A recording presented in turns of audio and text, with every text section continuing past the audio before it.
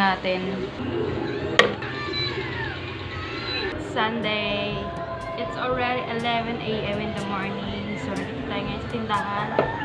So, isipan ko na mag-vlog kasi meron ako naisipang lulutuin. And, kakaiba siya. And ngayon niya lang ata, dito niya lang ata makikita sa vlog ko. So, dito tayo ngayon sa tindahan. Babantay tayo ng tindahan. Medyo wala pa tayo masyadong customer. Kasi yung iba nagsisimba pa. Yung iba is mga tulog pa. Kasi mga pagod galing trabaho. Kukunin natin lahat ng mga gamit natin sa kusina, gamit panluto. Para mapaisahan na natin yung ulam natin ngayong tanghali. Kasi magtatanghali na at mag-aalas 12 na din. Di pa kami nagkitanghalian. So magluluto na ako ng tanghalian namin para makakain na din. Let's go!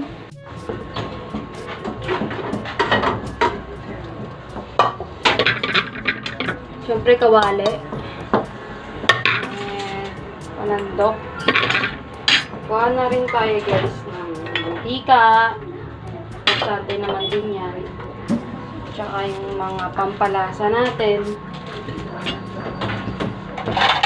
Tsaka plato.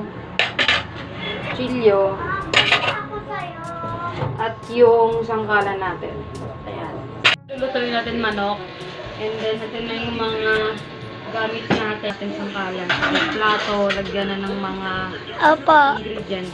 Ito sa kusina, hugasan natin yung binili nating manok. Total 40 pesos lang to Sobrang dami niya na. Magandang hugasan natin yung baboy kasi para din alaman natin na malinis siya. Kasi kailangan naman din talaga yung hugasan ng mga ganitong karne kasi hindi naman natin alam kung saan sila nilalapat. So, kailangan natin silang hugasan ng maigi. Kasi kakainan din ito baka sumama yung tiyan natin kapag hindi natin nahugasan ng... Kasi nangyari sa akin yung one time yan. Hindi ko nahugasan yung something patatas or sayote ata yun. Tapos niluto ko siya. Sumama yung tiyan ko. So, pag ako kasi masama yung tiyan ko, sobrang hirap niyang i-manage, hirap niyang gumalaw, parang nawawalan ka ng gana sa lahat. Kaya kailangan din talagang mahugasan at mahalaga din ito pagdating sa mga pagluluto. Siguro sa sobrang dali or sobrang excited kumakain ng ganun. Talagang hindi ko na maisipan na ilinisan. So, ayan, brown pa siya. So, kailangan natin makita na white na yung lumalabas o kulay tubig na yung lumalabas. Fresh ng mga manok. Kailangan natin siya buburan ng asin. Kasi, isa din sa pangpatanggal lang lang sa yung asin. Hindi man ganun kadami, pero papaliguan natin siya. Ganyan lang. Ganyan yung ginagawa ko para lang din matanggal yung lansa niya.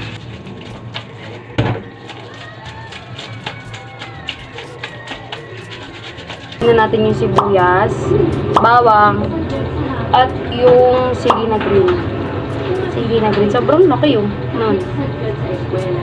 Sibuyas natin.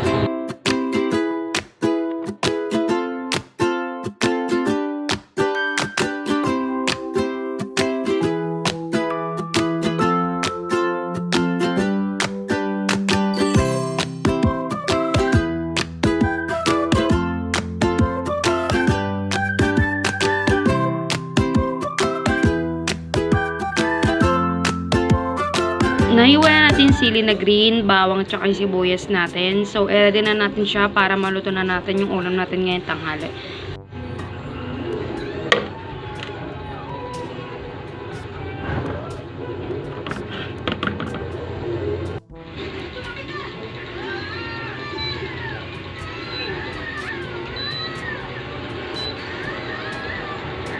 Papainitin lang natin yung kawali. Kapag mainit na yan, pwede na natin lagyan ng mantika yan. Tapos, isunod na natin itong mga hiniwan nating lamas or mga sangkap. Kasi namin na pagdesisyonan na magluto kasi dito, yan, yung totoo namin kusina, may mga aso dyan. Ayan, naririnig nyo, sobrang iingay nila. Ayan yung aso namin.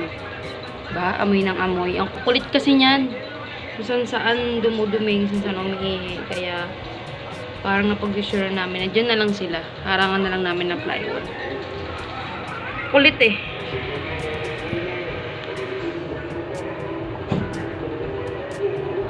Na yung kawali na pwede na natin siya lagyan ng mantika. Pwede natin siya lagyan ng mantika.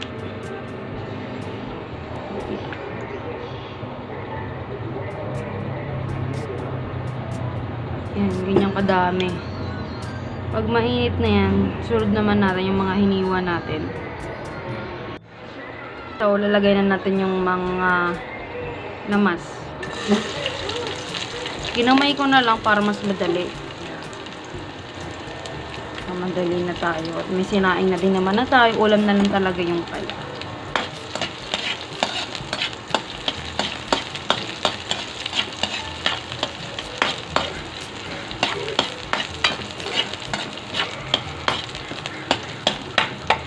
Tayo natin mag golden brown para isunod naman natin yung inugasan natin kaninang manok. Medyo golden brown na siya, nakikita nyo. Golden brown na. Sunod natin yung manok. Yung manok. Ayan. Diba? Ano natin. Takbak lang. Ano natin.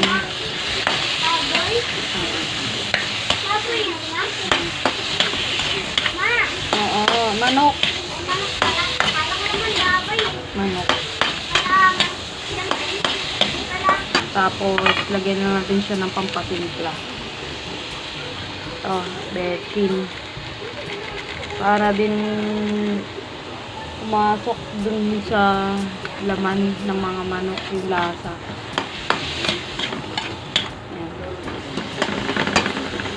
Lagyan natin siya ng konting tubig para kahit pa paano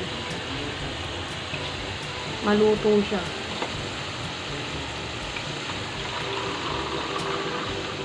Hindi masyadong madami kasi papalutuin lang naman natin siya. Ayan.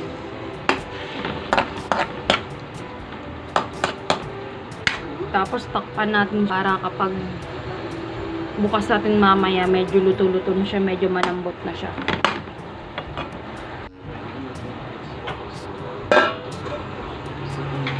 Kulo na yung ano natin, yung manok natin. So, lalagyan na natin siya ng nor cube. Yes. Masarap naman. Masarap yung manok. Saan natin yan bili? Doon. Sa palengke? Bukas maaga. Punta. Lagyan natin siya ng magic sarap. Hindi man naluto ni Mama. Dagdag na din ng pampalasa. Ang sarap ng niluto ni Mama, guys. Ang sarap ng niluto mo, maambang oh. Dagdagan na natin siya ng konting tubig. Din matunaw yung nilagay natin na nor cube. Yes. Mama. Tapos, ito yung sinasabi ko sa kakaiba kasi ihahalo natin yung cup noodles. So, yung magiging sahog ng cup noodles, yung manok na niluluto natin. Buksan na natin. Buksan na natin. So, lalagyan natin siya ng tubig. Tapos, itong mga nandito, ilalagay natin doon sa manok. Para may sabaw. Para may lasa din yung sabaw natin. Nalo ko na. Tingnan natin yung seasoning ng cup noodles. Tapos, next naman natin yung noodles. Ayan yung noodles. Lalagay natin siya dyan para lumambot. Wow, sarap yung niluto mo. Masarap yan pag nilagyan ng noodles.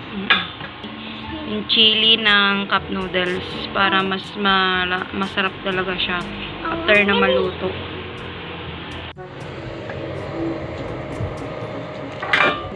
Yan o, chili. Buksan natin. Kasi masarap to kapag may halo na tuna.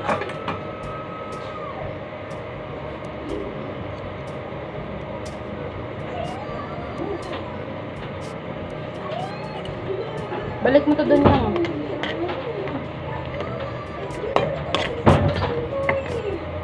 Yang, balik mo.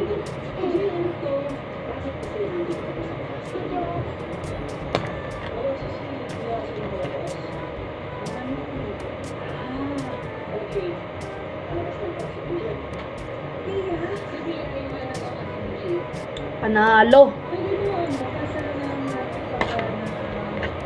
Sobrang sarap. Ulam na ulam talaga siya. Ayan. Nakita nyo? Kaiba. Manok. Ang lalaki ng manok. Nakita nyo? Sarap niyan. Tikman natin yung manok kung ano ba yung naging lasa niya. Ayan.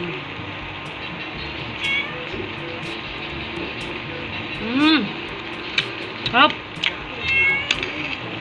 Grabing na-invento kang sarap. Pakita ko sa inyo kung ano yung itsura niya pagkaluto. Tundok lang tayo ng kanin para ready natin para makakain na rin tayo. Sige.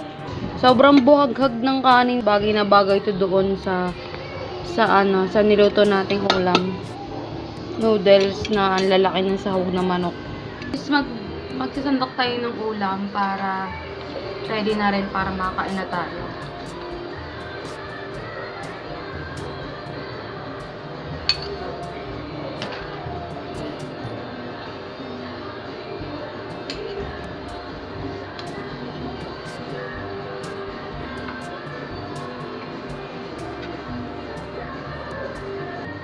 Ayan na.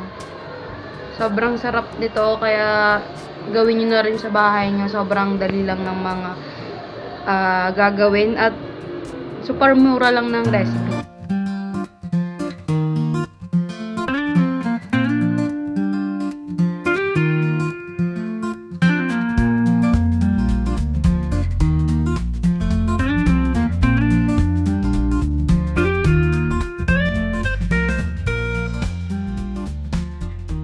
Punasan ko lang itong mga kutsara ko. Nugasan ko na ito eh. May kutsara pa akong bago. Maganda yun. Binili ng mama ko. Lang. Sakto lang ba? At tikman nga ako, ma.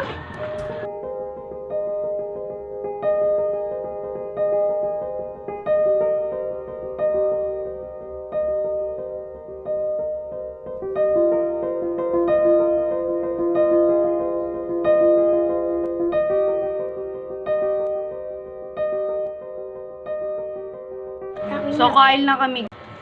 And, thank you sa mga panonood ninyo. Kahit ganito lang ang mga video namin. Nagluluto or naglalaba kami minsan. Pero ito na yung video namin. Kumakain kami dalawang mag-ina. Ayan, si Andrea kumakain. Hindi talaga siya manghang. Sakto lang siya. Very good job.